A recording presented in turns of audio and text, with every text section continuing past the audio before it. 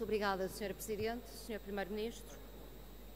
Eu, quando ouvi a intervenção inicial do Sr. Primeiro-Ministro, fiquei com a nítida sensação, e depois o debate acabou por confirmar isso, que o Sr. Primeiro-Ministro fala como se se tratasse de um vitorioso. E fala assim, e eu acho que isso até é de certa forma confrangedor face à situação que o país atravessa, fala assim, falando única e exclusivamente do que e como lhe interessa. Também já percebemos isso. Pergunto-me porque é que o Sr. Primeiro-Ministro não terá falado dos níveis da dívida pública em Portugal, que aumentou substancialmente desde que este Governo tomou posse. Foram qualquer coisa como mais 60 mil milhões de euros, que não é coisa para brincar. O Sr. Primeiro-Ministro, entretanto, fala do desemprego, mas não fala do quadro de formação dos números de desemprego. Porque eu nunca vi o Sr. Primeiro-Ministro falar dos níveis de imigração e da forma como isso se pode relacionar com os níveis de desemprego. Dá-me ideia até que o Sr. Primeiro-Ministro tem a tendência para desvalorizar o fenómeno da imigração. Ora, se falamos de qualquer coisa como 350 mil pessoas à procura de emprego lá fora porque cá dentro não conseguem, isto terá ou não repercussão na ótica do Sr. Primeiro-Ministro nos níveis de desemprego? Eu gostava de saber, quer dizer, há determinadas coisas que não dá para perceber. Depois o Sr. Primeiro-Ministro não fala, por exemplo, quando fala dos desempregados, que mais de metade desta gente não recebe subsídio de desemprego, Sr. Primeiro-Ministro. Como é que se subsiste desta forma? Quer dizer, é também com estas coisas que nós gostávamos de ver o Primeiro-Ministro de Portugal preocupado, porque acho que é legítimo pedir isso ao chefe do Executivo português. Por outro lado, há outra coisa que talvez fosse conveniente neste debate o Sr. Primeiro-Ministro explicar. Como é que se explica nestes 3 anos terríveis, que toda a gente os qualifica assim, as grandes fortunas, as grandes riquezas em Portugal tenham aumentado e os portugueses, na sua generalidade, empobreceram? Alargou-se a bolsa de pobreza. Uma coisa tem tudo a ver com outra, porque para se concentrar riqueza numa minoria tem que se alargar a pobreza a uma vasta maioria. Isto é mesmo assim, está nos livros, não é, Sr. Primeiro-Ministro? Mas o problema é quando está na realidade. Ai, o Sr. Primeiro-Ministro acha que não. Bom, vai certamente explicar o fenómeno. Pois o Sr. Primeiro-Ministro terá reparado naturalmente que durante o seu mandato voltou-se a falar de fome em Portugal. Os níveis de pobreza, de facto, foram extraordinariamente relevantes.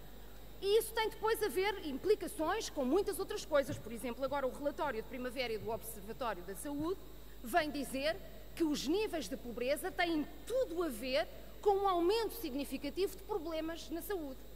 E os serviços de saúde não estão a dar resposta necessária, Sr. Primeiro-Ministro.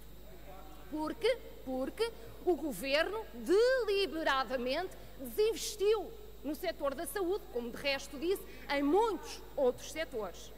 Mas eu também acho que os serviços de saúde, a qualidade dos serviços de saúde, é talvez um dos indicadores mais evidentes do estado de desenvolvimento de um determinado país. E nós, nesta matéria, Sr. Primeiro-Ministro, estamos a avançar para um nítido, claro, estado de subdesenvolvimento. Porque a lógica do Governo no serviço público não é nada daquilo que o Sr. Primeiro-Ministro acabou de dizer, que é torná-los mais eficazes. Não é isso que os portugueses sentem.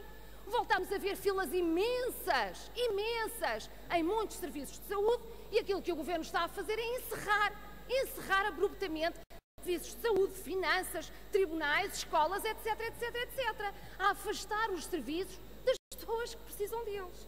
Ora, e falando em educação, quando a política da educação tem um único objetivo central, que é despedir professores, este é o grande objetivo. É por isso que o Governo, que se diz preocupado com as crianças, mas não está nada, encerra escolas, mas depois, preocupado com as crianças e jovens, não manifesta preocupação rigorosamente nenhuma com aquelas escolas que estão superlotadas e aquelas turmas superlotadas e onde nitidamente a qualidade do ensino se reflete nessa realidade.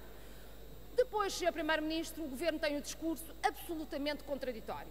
Diz que agora vamos passar para o arranque ou rearranque da economia, mas vai manter e, quem sabe, agravar até em alguns aspectos a austeridade. Isto é contraditório, porque o Sr. Primeiro-Ministro assumiu aqui tantas vezes que a austeridade é recessiva, diz que vai apostar na economia, mas não põe de lado um eventual aumento do IVA, ou põe?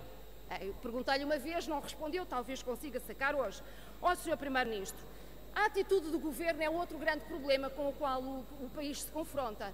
Eu já não vou falar daquelas coisas que o Sr. Primeiro-Ministro em campanha eleitoral e depois no decurso do mandato disse que não fazia e depois fez, como a subida dos impostos, os cortes nos salários, os cortes nas pensões, etc.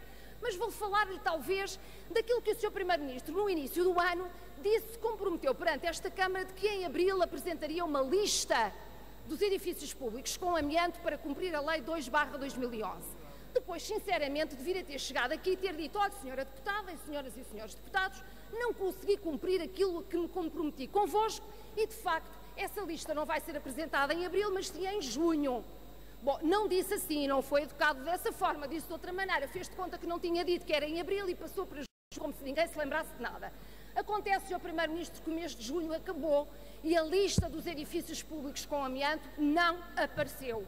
E eu queria hoje, se faz favor, uma resposta por parte do Sr. Primeiro-Ministro. Mas não para inventar, para cumprir.